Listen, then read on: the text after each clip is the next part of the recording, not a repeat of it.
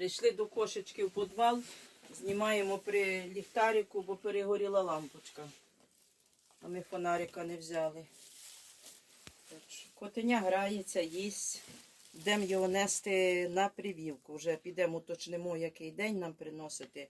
Прививку будемо робити від чумки. Бо зараз дуже багато кошенят хворіє чумкою, а кошенята без прививки дуже багато смертельного ісходу. Не виносять вони таку хворобу. Так що йдемо далі.